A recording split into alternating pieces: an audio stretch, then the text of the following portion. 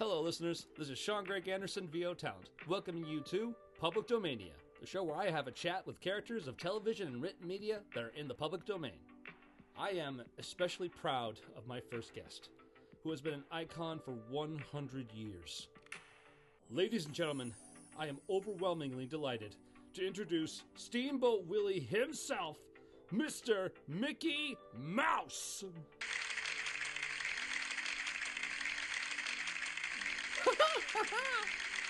Hey there! Mr. Mouse, it is an honor and pleasure to meet you. Thank you so much for coming on the show. Oh, it's a pleasure. Thank you for having me. No problem at all. Please, have a seat. Oh, thanks. Can I offer you something? Maybe some cheese? Oh, boy! What kind do you have? Well, we got white cheddar, Limburger, Swiss, and sharp cheddar. Boy, you sure love your cheeses. Even I don't like Limburger. Oh, I'm so sorry. I just... It's okay. Sharp cheddar, please. Yeah, here you are. And I also got some fruit and water for you. Oh, thanks, pal. Mickey Mouse just called me pal. This is the greatest day of my life. Oh, there's good cheddar. Well, you sure have been kind and welcoming, so why wouldn't I call you pal? Fair point. Now, Mr. Mouse. Oh, please, call me Mickey. All right, Mickey. Let me start by asking you something that's been on my mind lately. What? How are you? I'm feeling swell. Really? I thought you would be a little sad. Sad? What for? Well, for becoming part of the public domain. I mean, after 100 years of working with Disney, they just let you, Steamboat Willie, go. Don't get me wrong. I know there are other Mickey Mouse characters, but there's only one Steamboat Willie. Heck, you started it all, and they just let you go. Doesn't that make you feel a little upset? Oh, no. It's showbiz. The main thing any performer shouldn't do is take things personally. Because all that will do is make things harder for them in getting more work in the future. Huh. That is very mature and respectful of you, Mickey. Well, I have been in the business for 100 years. You learn a thing or two. Fair enough. But tell me something, though. Does this affect your time with your friends who are still working with Disney? Absolutely not. Nothing's going to break up my time with my pals. Like Horace, Clarabelle, and Sweet Minnie. For we've been through too much to let anything destroy what we've created. Wonderful to hear, Mickey. But can I ask you something rather personal? Oh, sure. Aren't you worried about being in the public domain? What do you mean? Well, what I mean is, being in the public domain could result in someone making you, Steamboat Willie, into something despicable. For example, let's say someone wanted to make you an alien from outer space that was turning people into cheese. Would you be okay with that? Well, I guess it depends on what someone tries to do. I mean, I may not like some of the things that people may come up with, but that's the wonders of imagination. Wonders of imagination? Oh, yeah. Have you seen the Disney show Fantasmic? Oh, yeah. Whenever I go to Disney World, I always make sure to see it. Well, that show talks about how beautiful imagination can be. With color, life, adventure, all of it. But it also shows how dark imagination can be. With so much terror and chaos. Your inner fears come to life. That's true. That's how villains are created, after all. Exactly. Which is precisely my point. Someone may try to make me, Steamboat Willie, into something horrible, but that won't take away what makes me who I am. Very inspirational, Mickey. You know what? How about we take a short break? I mean, that cheese is not going to eat itself. Hot dog! Do you want some? Oh, no thank you. I'm picky about cheese on things. And why do you have so much cheese? Well, it's a funny story. You see, to get ready for the show, I went to the supermarket. And then there was this sale, and next thing I knew...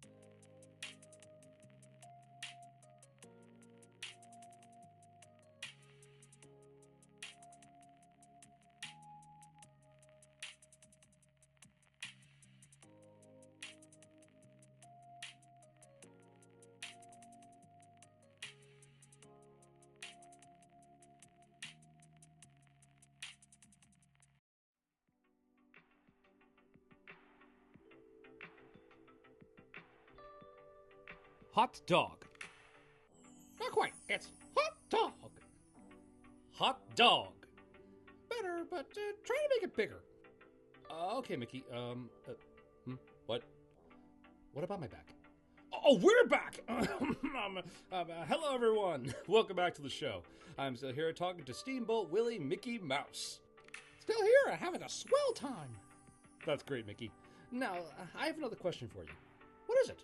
Walt Disney Company, or Disney Company these days, has made 494 movies in the past 100 years in the fields of animation, live action, and a combination of the two.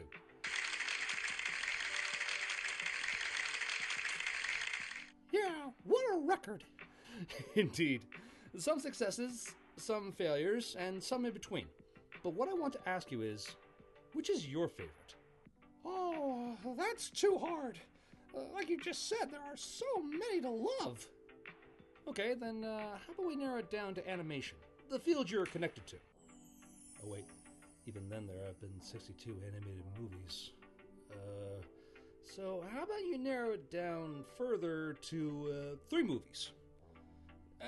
3 movies that pop to your head first. Okay, but only if you tell me the 3 movies you like. That's fair. How about you start? Okay.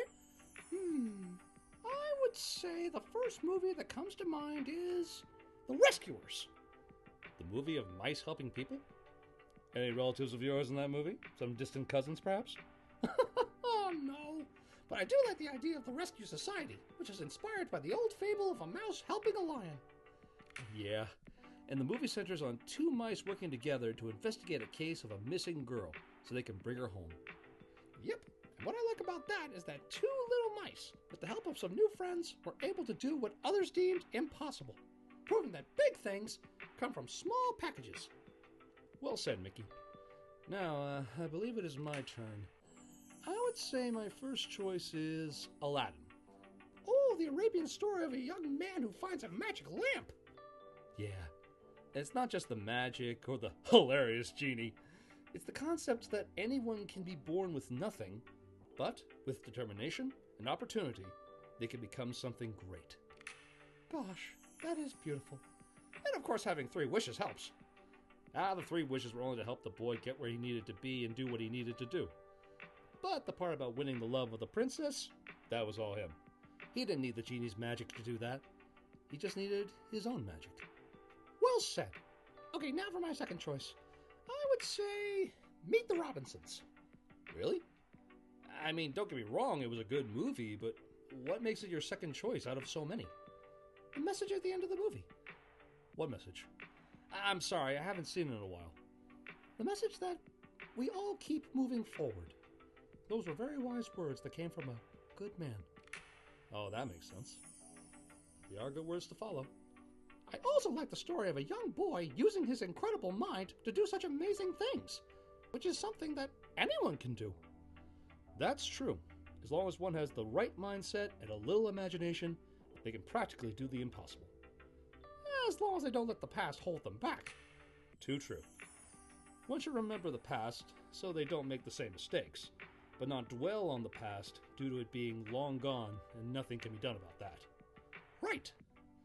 Now, let's see. My second choice for a favorite movie would have to be The Emperor's New Groove. Is that the story about the llama? The Emperor got turned into a llama. Oh, right. What about the story do you like? Well, the comedic moments always make me laugh, but it's also a good reminder that our actions have consequences. The more bad we do, the more will come back at us later. You mean like karma? Exactly. And for the Emperor's case, he lost everything due to taking what he had for granted. But once he learned how to value people, other than himself, he started down a path that would make him a good ruler who still likes to have fun. Well, nobody changes overnight. But they do change if they want to. Well said. Now, what about your third choice? Well, I would have to say it was The Three Musketeers. Hey, I thought we agreed on animated movies. I know. I meant The Three Musketeers starring me, Donald, and Goofy. Or should I say another version of me? One of the ones in color. Oh, that Three Musketeers. Yeah, I just loved the idea that me and my pals played some of the best protectors of the people.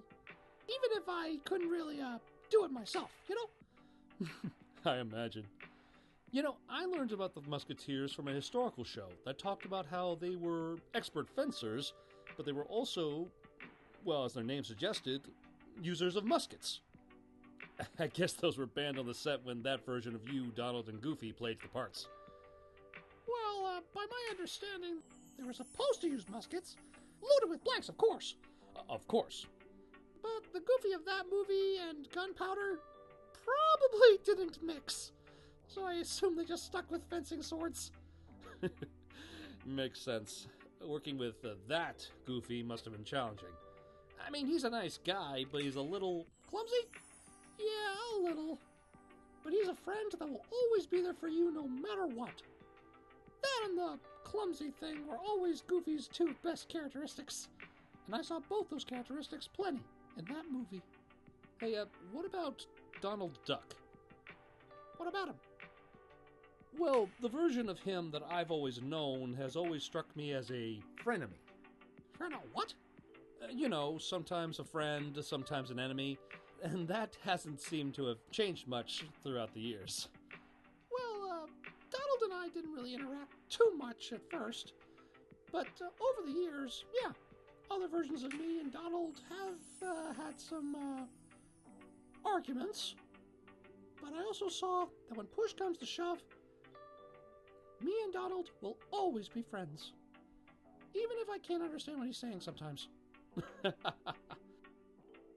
Now, I believe I owe you my third choice of a favorite animated Disney movie. I would have to say that it is Monsters Incorporated. Oh, the movie about monsters scaring kids for their screams. Yeah, exactly. I found the concept a great idea, for it explains the monster's motivation to scare is for energy. Like how we humans are using things like gas, solar, wind, and other ideas of creating power. To be honest, the whole scream and laugh power seem to be the cleanest. Except, like all energy problems, what do you do when it's not available? Like if you use solar power, then what do you do when there's no sunlight? Exactly. And I also just love how the two main characters played off of each other, with one being the brains and a little pessimistic, while the other is strong and open to making things better. For that is the kind of combination that made Disney successful when it was just starting out, with Walt and his brother Roy. One being the realist, the other the dreamer.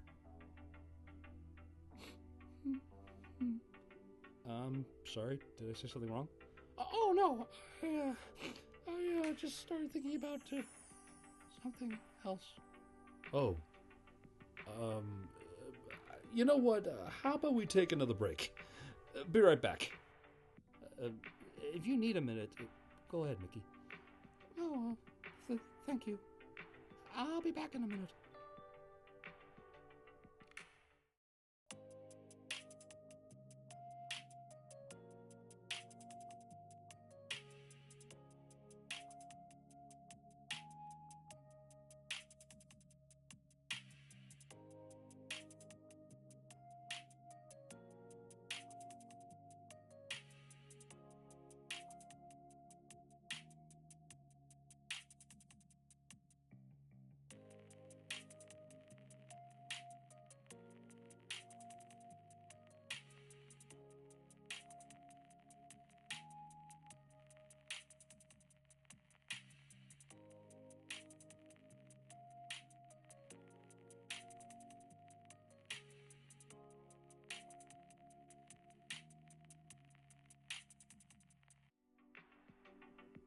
Do you mean you can't fight him?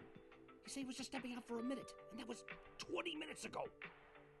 Did he say when he was coming back? What is it now? Hello, everyone! As you heard before, Mickey has slipped out for a moment, but I'm sure he'll be back soon. I hope. I'm back now. Mickey? Oh, thank God! Welcome back. Are you feeling okay? When I last saw you, you weren't really feeling, up to snuff. I hope the cheese didn't go bad. Nah, it wasn't the cheese. I'm sorry. For what? For just walking out like that. And not coming back sooner. It's alright. But can I ask why you did? Again, did I say something wrong? Nah, it's just that you mentioned Walt. Is that a sensitive subject? Well, Walt was my very first pal. And I loved spending time with him.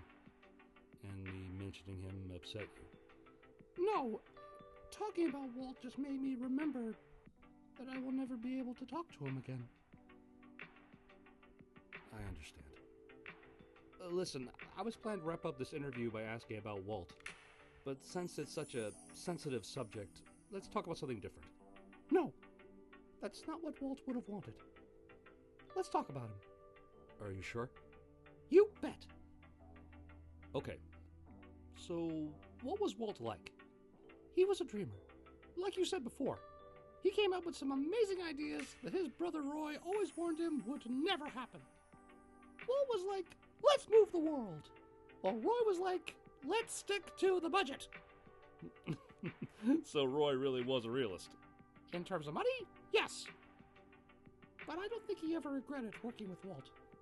They both had such a great time. You know, I once heard that Walt was the kind of man that was alive when he was working, but a little miserable when he wasn't. Is that true? Well, I don't know. I didn't really see him outside of work. But I get the feeling he did feel less magical when he didn't have some kind of project to work on. I see. What about your name? My name? Yeah, I mean, like, is it true that Walt wanted to name you Mortimer? Yeah, he did. Oh, but fortunately his lovely wife Lillian said she liked Mickey better. So I guess it was a good thing that Walt followed the old saying, happy wife, happy life. Yeah, it's that kind of relationship that I want to keep having with Minnie.